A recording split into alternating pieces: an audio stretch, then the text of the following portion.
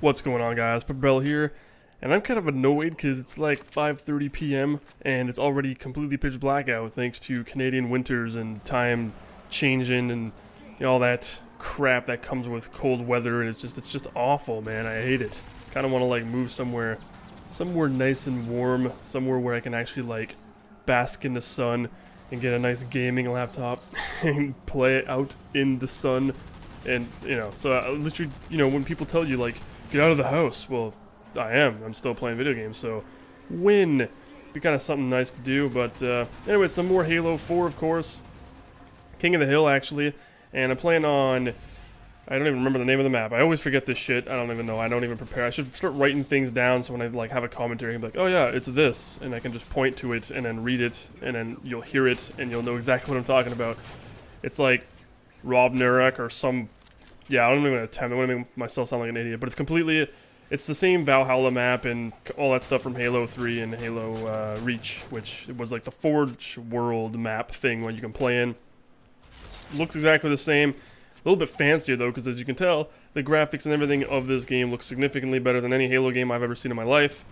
Hands down. Like the best Halo looking, is probably the best game looking from Halo series, you know what I'm talking about, because it's very nice looking, very nice to look at, and of course it isn't compared to anything to PC, obviously, and I've been playing a lot of PC too, so you guys know that I'm primarily a PC gamer, but I do make exceptions for certain console games, like Halo, for example, and Call of Duty is kind of that game that's like, it's kind of hard to choose which system you want to get it on, because, I don't know, just, it kind of plays better on 360, and it's a lot more simplified than console, because they do terrible optimization sometimes. But anyway, that's just, so it depends on what console game I actually am looking forward to that's exclusive to console. If I can get it on PC, I'm almost guaranteed. Like for AC3 right now, I'm waiting till the PC version comes out on November 7th, or November 20th actually, when Assassin's Creed 3 comes out, and it's already out on consoles, but like I said in previous videos, I wait for the PC version just because I prefer playing on the PC, because it's significantly better than consoles in almost every way. And actually, I want to talk a little bit about that, because I know a lot of people, not just like some of the comments on my past videos, but just generally, like people always were saying like, why isn't this game on PC? What the fuck? This would make a fantastic market. Some people brought it up, but if you actually watch one of Total Biscuit's past content patch videos, he actually brings up the idea of how Microsoft can use Halo 4's kind of leverage to make people buy into Windows 8, which personally I would not do, but I mean, it's a pretty smart tactic they can use to kind of what Halo 2 did for Vista, because it was only exclusive to Vista, it wouldn't work on previous versions, and that way they kind of drew more customers into buying Vista, especially those who were PC gamers and wanted to get their hands on a PC version of a pretty good game. They can do it for Halo 4. Halo 4 would work wonderfully, because I can easily see this game being absolutely amazing on PC. Like, every time I think about playing Halo on PC, it's like, holy shit, it'd be a lot more competitive, a lot better.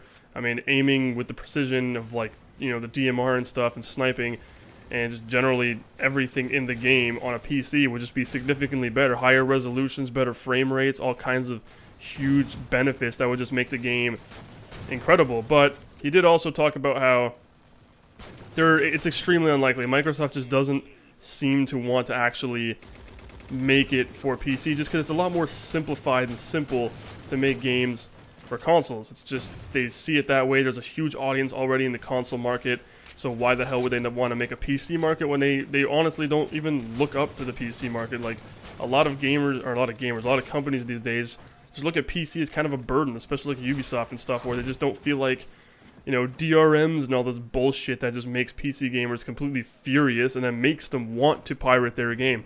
Companies like CD Projekt Red that made The Witcher 2, they started out with DRMs, then they eliminated them, and once they eliminated the DRMs, like, the amount of respect they got as a company, like, I personally bought 2 versions of the game. I got the PC version, and I also got the 360 version, just because I thoroughly enjoyed that game, like, to a great extent, and I wanted to support them because I actually really liked the idea that they were like, alright, we're actually not going to be huge fucking assholes about this.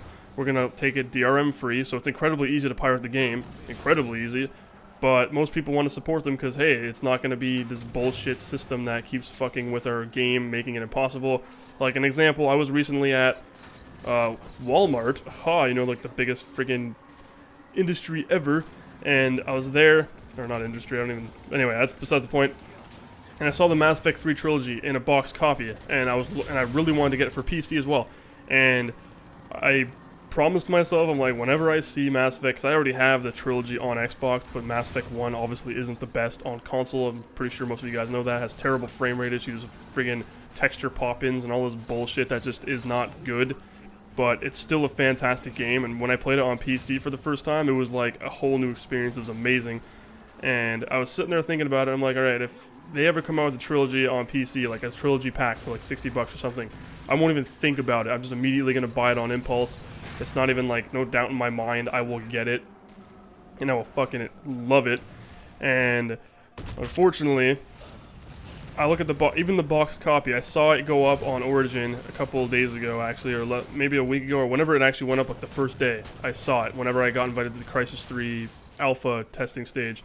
And I saw it, and I was like, alright, you know, it's on Origin, but I'm going to see if I can wait for it to come out on Steam or something, which I seriously doubt will happen, but I'm really just kind of a teensy bit of hope, hoping that it'll come to Steam, because I really just despise Origin. And even when I saw the box copy at Walmart, I'm looking at it, and I'm like, alright, cool, maybe I want to pick this up.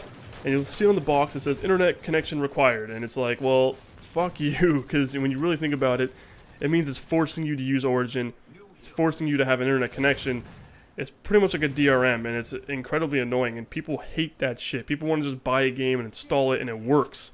No one wants to deal with crap like that, which is why I really don't see Microsoft or 343 bringing Halo 4 to PC, because that's just one thing that just they don't look like they want to cater to. They don't. The PC market is kind of a shame when it comes to AAA titles made by massive companies with millions of dollars in publishing and all that crap.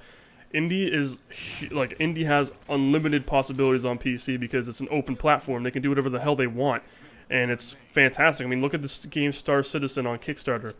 They have their own website, which they made money on, and they also have their Kickstarter campaign. They raised over $2.8 million already. And when you think about it, like that game is huge open platform. It's PC exclusive. There's no way in fuck it'll ever come out on console because of the grand scope and nature of that game. There's no way it would work on older hardware.